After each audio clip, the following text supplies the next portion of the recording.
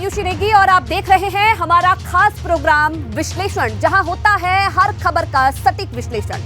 और आज विश्लेषण में बात 24 की चुनावी जंग से पहले दलित वोट को लेकर हो रही उस गोलबंदी की, जिसे साधने के लिए सपा कांशीराम और मुलायम की दोस्ती की दुहाई दे रही है।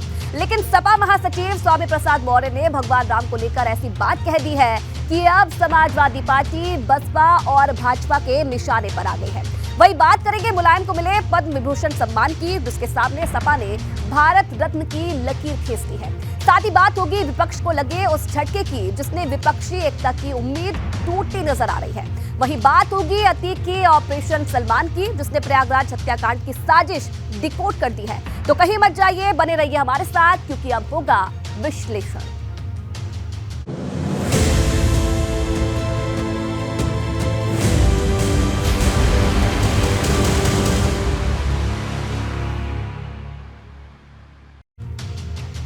और आज विश्लेषण में सबसे पहले बात अखिलेश पर माया फायर, स्वामी पर मुकदमा दायर। क्योंकि जब अखिलेश यादव ने कांशीराम की मूर्ति का अनावरण किया था, तब स्वामी प्रसाद मौर्य ने कांशीराम और मुलायम का नाम लेकर भगवान राम पर बड़ा बयान दिया था। अब उसी बयान को लेकर मायावती ने अखिलेश यादव के खिलाफ मोर्चा खोल दिया है और सपा के जय श्री राम वाले बयान को बसपा को बदनाम करने वाली साजिश बताया है। वहीं भगवान राम पर दिए बयान को लेकर भाजपा भी मैदान में उतर आई है। अब सवाल इस बात का है कि स्वामी का ये बयान सपा के लिए फायदे का सौदा होगा या उसका नुकसान कराएगा।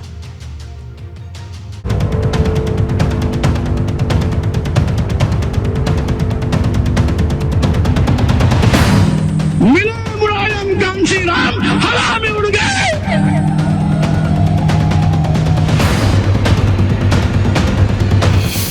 अखिलेश पर माया फायर, स्वामी पर मुकदमा दायर। 24 की लड़ाई, जय श्री राम पर सियासत खाई। अभी मेरी आवाज भारी है आप पर, ये फिर से बोलिए। जब मैं मुझसे स्वामी प्रसाद मौर्य जब बोलते हैं, माहौल गर्म कर देते हैं। पहले रामचरितमानस की चौपाई पर सवाल उठाया तो भूचाल आ गया था। अब स्वामी प्रसाद मौर्य ने 90 के दशक के एक नारे की याद दिलाते हुए भगवान राम को लेकर कुछ ऐसा कह दिया कि राजनीति में हड़कंप मच गया। मिले मुलायम कांशीराम, मिले मुलायम कांशीराम, ये नारा गूंजा था। स्वामी प्रसाद मौर्य ने भगवान राम को लेकर यह बयान अखिलेश यादव की मौजूदगी में उस वक्त दिया था जब सपा ने गाजे बाजे के साथ बसपा संस्थापक कांशीराम की मूर्ति का अनावरण किया था। सपा कांशीराम के जरिए दलित वोट को एक बड़ा संदेश देना चाहती थी, लेकिन अब स्वामी प्रसाद मौर्य के दिए नारे ने मायावती को इस कदर नाराज कर दिया कि मायावती ने एक नहीं, दो नहीं, बल्कि 3 ट्वीट करके सपा के खिलाफ मोर्चा खोल दिया। मायावती ने स्वामी के बयान को जहां जातिवादी द्वेष फैलाने वाला बताया, तो वहीं इसे बसपा को बदनाम करने की साजिश भी बता दिया। मायावती ने 1993 में सपा और बसपा के गठबंधन पर यह कहते हुए निशाना साधा कि कांशीराम ने सपा बसपा गठबंधन मिशनरी भावना के तहत किया था, लेकिन मुलायम सिंह यादव की नीयत बसपा को बदनाम करने और दलित उत्पीड़न करने वाली रही। बीएसपी सुप्रीमो मायावती ने अपने ट्वीट में साफ तौर पर लिखा है कि दरअसल चाहे ये नारा रहा हो या फिर अपर कास्ट को लेकर जो भी बातें कही गई, अयोध्या को लेकर या अन्य चीज़ों को लेकर, वो कभी भी बीएसपी ने नहीं की। वो हमेशा समाजवादी पार्टी की साजिश रही और हमेशा उन नारों के लिए बीएसपी को सपा ने बदनाम किया है। दरअसल समाजवादी पार्टी की नजर दलित वोट पर है और अब इसी दलित वोट की टेंशन बसपा को खाए जा रही, क्योंकि थोड़ा भी दलित वोट सपा की तरफ गया तो बसपा को बड़ा नुकसान हो जाएगा। लेकिन भगवान राम को लेकर जो बात स्वामी प्रसाद मौर्य ने कही, उस पर भाजपा भी हमलावर हो गई है। देखिए, स्वामी प्रसाद जी का तो मैंने एक राय दी थी उनके नेता को, एक राय दी थी कि स्वामी प्रसाद जी लगातार कभी रामचरितमानस पे, कभी रामचरितमानस की चौपाइयों पे अनर्गल कुछ न कुछ बयानबाजी करते रहते हैं। तो उस पर चूंकि उनके नेता चुप हैं, इसका मतलब ये भी माना जाता है कि कहीं ना कहीं उनकी मौत स्वीकृति है, सहमति है। कहते हैं कि जब नाश मनुष्य पर छाता है तो विवेक पहले ही मर जाता है, वैसे उनका विवेक पहले मर गया है, अपने आप वो नाश लिख गया है। निषाद राज और भगवान राम की जो त्रेता में मिलन था वो आज भी चल रहा है, और जब निषाद राज के सारे वोटर और सारे वंशज आज भारतीय जनता पार्टी के साथ आ गए और इनकी दशा खराब हो गई, तो अब वो किसी तरीके से लोगों के अंदर गुमराह करना चाहते हैं। जहां एक तरफ स्वामी प्रसाद मौर्य के खिलाफ राजनीतिक मोर्चाबंदी हो रही, तो वहीं साधु संतों को भी स्वामी का बयान नागवार गुजरा है, और बात इतनी बढ़ गई है कि स्वामी के खिलाफ रायबरेली में मुकदमा दर्ज हो गया है। जनसभा के दौरान भाषण देने के दौरान स्वामी प्रसाद मौर्य द्वारा धार्मिक भावनाएं भड़काने का आरोप लगाया गया। उस तहरीर के आधार पर कोतवाली नगर में मुकदमा अपराध संख्या 202/23 धारा 295 पंजीकृत किया गया है, जिसकी विवेचना की जा रही है। खुद पर दर्ज हुए मुकदमे को स्वामी प्रसाद मौर्य ने सरकार की मेहरबानी बता दिया। ये तो सरकार की मेहरबानी है कि जिनके खिलाफ FIR होना चाहिए उनको कानून से छूट मिली है। किसी ने नाक काटने और कान काटने की धमकी दी, किसी ने हाथ काटने की धमकी दी, उसके खिलाफ FIR नहीं हुई। और स्वामी प्रसाद मौर्य ने 1993 के दिए गए नारे का हवाला देकर एक दृष्टांत रखा, उस पर FIR हो रही है। ये तो सरकार की मेहरबानी है। स्वामी प्रसाद मौर्य का साफ तौर पर कहना है कि ये सरकार की उन पर मेहरबानी है, लगातार इस तरीके की FIR दर्ज कराई जा रही है। उन्होंने ये भी कहा कि जिन लोगों ने उनका सिर काटने के लिए, उनकी ज़ुबान काटने के लिए सुपारी दी थी, उनके खिलाफ कोई FIR दर्ज नहीं की गई, लेकिन स्वामी प्रसाद मौर्य के खिलाफ बार बार FIR दर्ज की जा रही है। लेकिन बड़ा सवाल इस बात का है कि स्वामी ने भगवान राम को लेकर ये बयान सोची समझी रणनीति के तहत दिया, या फिर जोश जोश में उनके मुंह से निकल गया। ऐसा इसलिए कि हाल ही में सपा ने कोलकाता में राष्ट्रीय कार्यकारिणी की बैठक की थी, जिसमें अपने नेताओं को सख्त लहजे में नसीहत दी गई थी कि कोई भी नेता धार्मिक मामलों पर ना कोई टिप्पणी करेगा, ना कोई बयान देगा। बावजूद इसके स्वामी प्रसाद मौर्य ने भगवान राम को लेकर हवा में उड़ने वाला बयान दे दिया, और उससे भी बड़ा सवाल यह है कि वहाँ मौजूद अखिलेश यादव ने स्वामी प्रसाद मौर्य को रोका तक नहीं। अब सवाल इस बात का है कि क्या स्वामी का यह बयान सपा के लिए फायदे का सौदा होगा या उसका बंटाधार कराएगा, क्योंकि 1993 में काशीराम और मुलायम मिले थे, तब यूपी में राम लहर पर सवार भाजपा को हरा दिया था। लेकिन अब सवाल दिल्ली की गद्दी का है। लखनऊ से अनुभव शुक्ला के साथ ब्यूरो रिपोर्ट, ABP गंगा। बात नेताजी के लिए फुल सम्मान, भारत रत्न पर घमासान। आज मरणोपरांत मुलायम सिंह यादव को पद्म विभूषण सम्मान मिला, जिसे लेने के लिए अखिलेश यादव राष्ट्रपति भवन पहुंचे थे। लेकिन समाजवादी खेमा नेताजी को मिले पद्म विभूषण सम्मान से खुश नहीं है। वो नेताजी के लिए देश का सबसे बड़ा सम्मान यानी कि भारत रत्न चाहता है। अब इसी को लेकर राजनीति गर्म है। अखिलेश यादव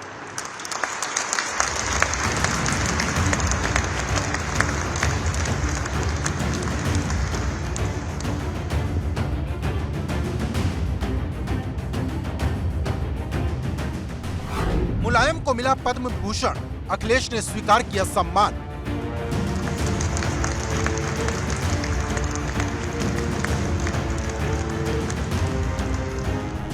नेताजी के लिए फुल सम्मान, भारत रत्न पर घमासान।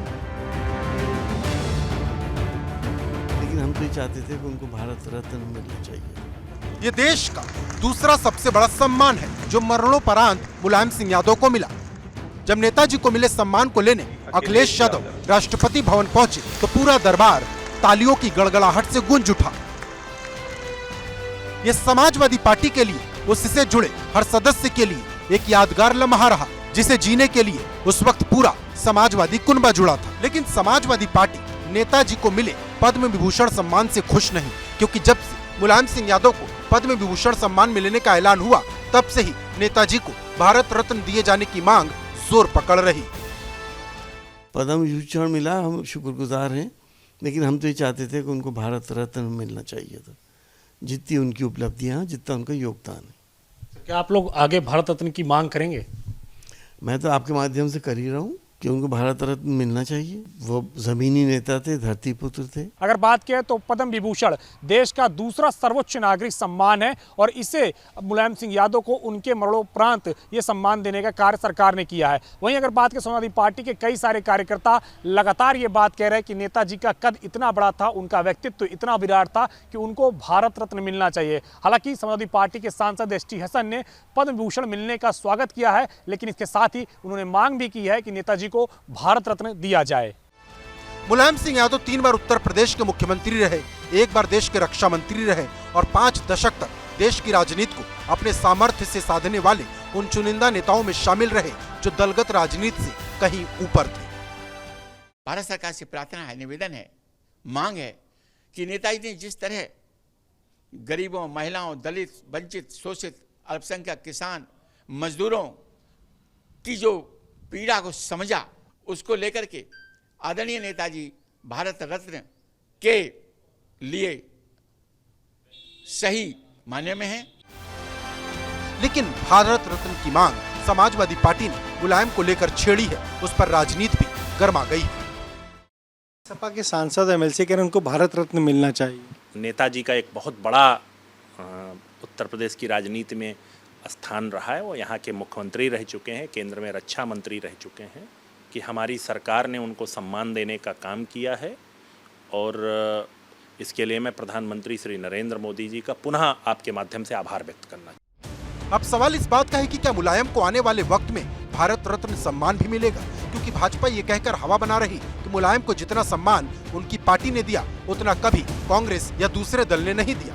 दिल्ली से अविनाश तिवारी के साथ ब्यूरो रिपोर्ट, एबीपी गंगा। बात विपक्ष को सुप्रीम झटका, नेता नागरिक एक समान, क्योंकि जिन 14 दलों ने जांच एजेंसियों को लेकर सुप्रीम कोर्ट में याचिका दाखिल की, उसे सुप्रीम कोर्ट ने खारिज कर दिया है। ये सुप्रीम कोर्ट से लगा ऐसा झटका है जिसने विपक्षी एकता की उम्मीद भी तोड़ दी है, क्योंकि कई विपक्षी दलों के नेताओं पर ईडी और सीबीआई की जांच चल रही है, जिसे लेकर विपक्ष लामबंद हुआ था। लेकिन अब सुप्रीम कोर्ट ने कह दिया है कि नेता नागरिक से ऊपर नहीं हो सकते, यानी जो नियम आम नागरिकों के लिए है वही नेताओं के लिए होगा।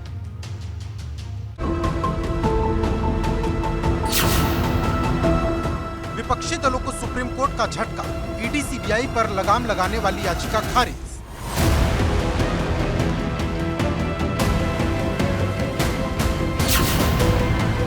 चौदह विपक्षी दलों ने लगाई थी गुहार, जांच एजेंसियों पर खत्म होगी तकरार।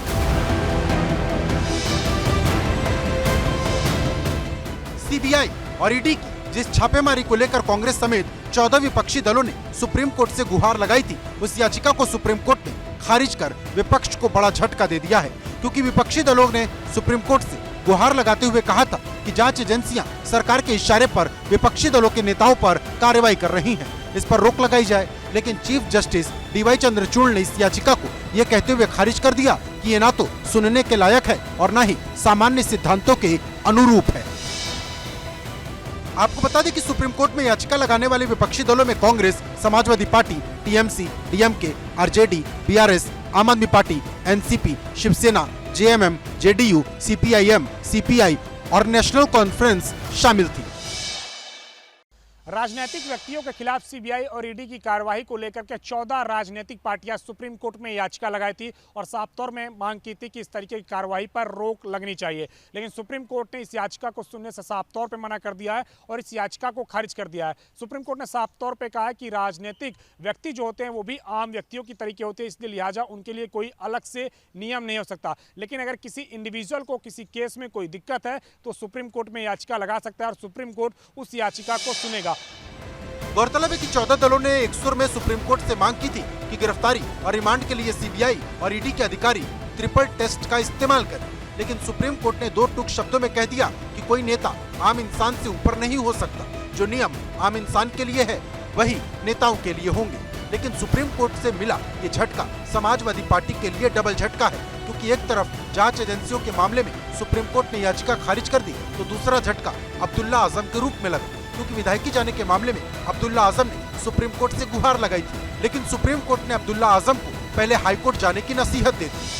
इस मामले को लेकर के उन्होंने सुप्रीम कोर्ट में याचिका दायर की थी और साफ तौर पे कहा था कि उनकी जो सदस्यता रद्द की गई थी इसे बहाल किया जाए, लेकिन सुप्रीम कोर्ट ने यह याचिका सुनने से साफ तौर पे मना कर दिया है और अब्दुल्ला आजम को इलाहाबाद हाई कोर्ट जाने के लिए कहा है। लेकिन अब्दुल्ला आजम के लिए राहत की बात यह है कि इलाहाबाद हाई कोर्ट में इस मामले में जल्द सुनवाई होगी, क्योंकि सुप्रीम कोर्ट ने इलाहाबाद हाई कोर्ट को निर्देशित किया है कि इस मामले पर जल्द से जल्द सुनवाई करे।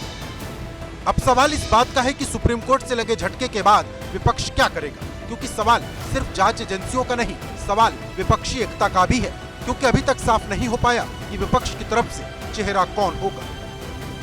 दिल्ली से अविनाश तिवारी, एबीपी गंगा। अतीक का ऑपरेशन सलमान, उमेश पाल हत्याकांड की साजिश डिकोड, क्योंकि पुलिस को अतीक के पुश्तैनी घर से कोड वर्ड वाली फाइल मिली है। ये कोड वर्ड प्रयागराज हत्याकांड के वक्त इस्तेमाल किए गए थे, जिसमें राधे, बड़े मियां, छोटे मियां, उल्लू जैसे कोड का इस्तेमाल किया था। अतीक का ऑपरेशन सलमान खान, हत्याकांड की कोड वर्ड वाली साजिश डिकोड।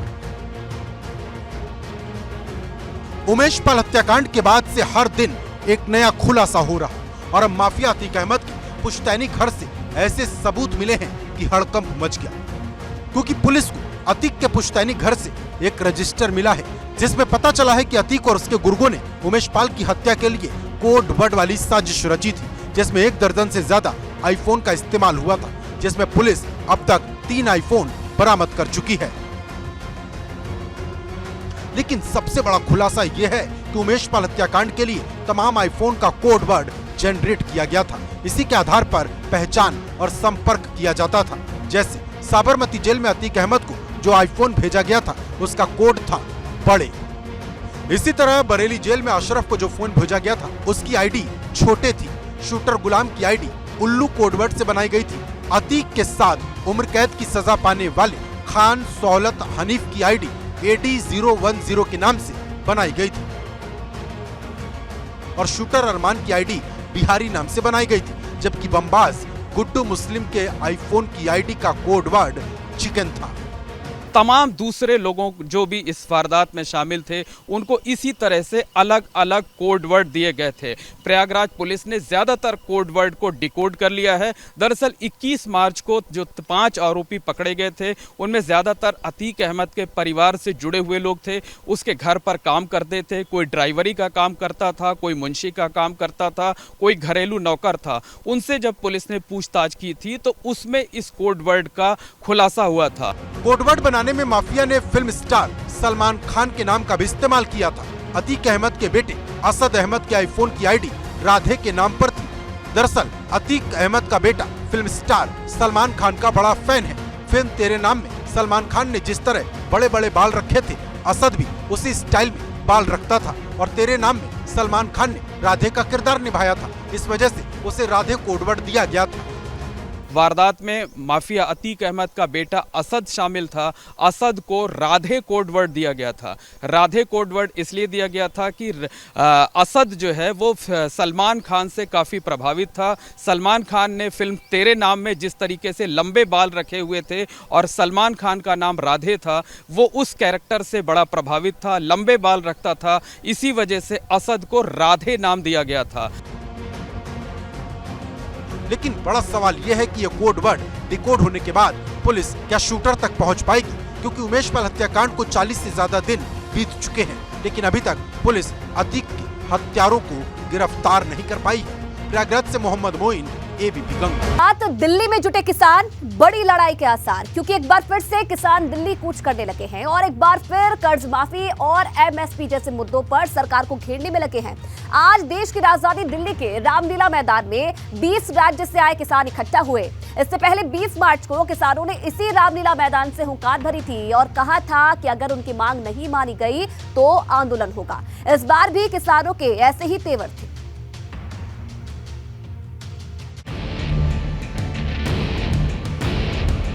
दिल्ली में जुटे किसान, आंदोलन वाला तूफान, अन्नदाता की हुंकार, कर्ज माफी पर आर पार।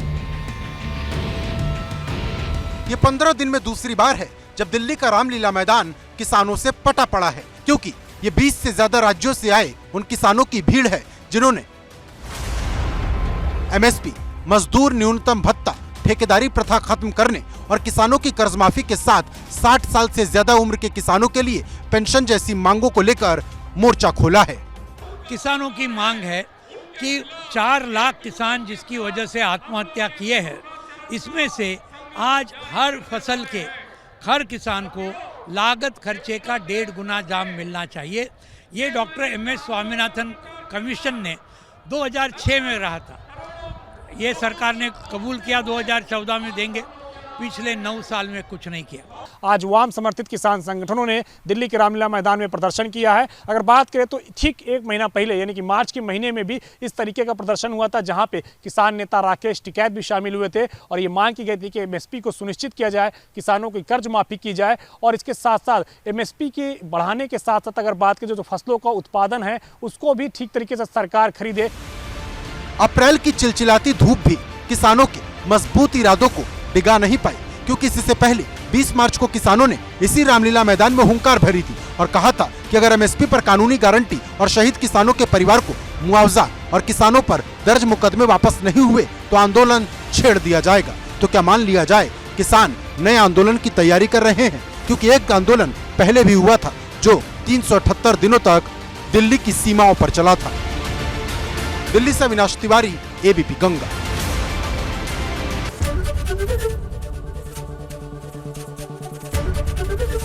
ABP गंगा, खबर आपकी, जुबान आपकी।